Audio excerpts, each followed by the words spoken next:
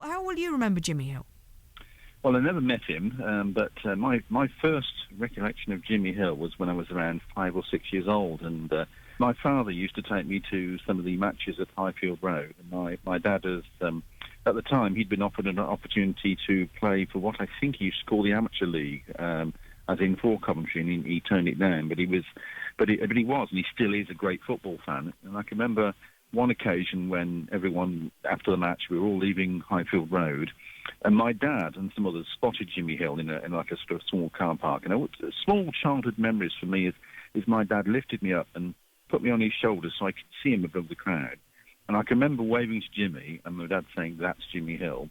And this small instant where Jimmy Hill came across towards the fans from his car, and he caught his coat on a wide fence just in the corner, just sort of rip, and it sort of with a great big smile on his face, he waved to me. And I remember the crowd going, "Way!" and he just got in the car and drove off. And it's a silly childhood memory, but it's a sort of an affectionate one of my younger days going to football matches.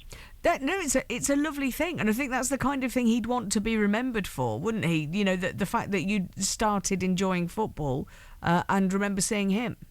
Yeah, I mean, I think fans are always reflective on always have been on Jimmy Hill's, sort of always tremendous work for the club. I can remember in '87, that's what I call the FA Cup year, and I admitted I was one of the fans that invaded the pitch on the last sort of match of the season. I remember it well, yeah.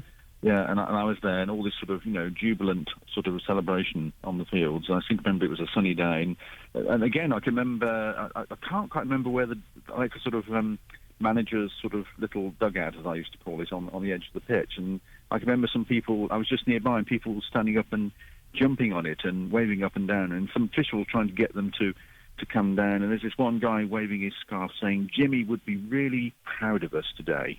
I always remember that, because as I recall, the celebrations were because Coventry had only just managed to stay in the first division during that year, I think. So, again, affection for Jimmy.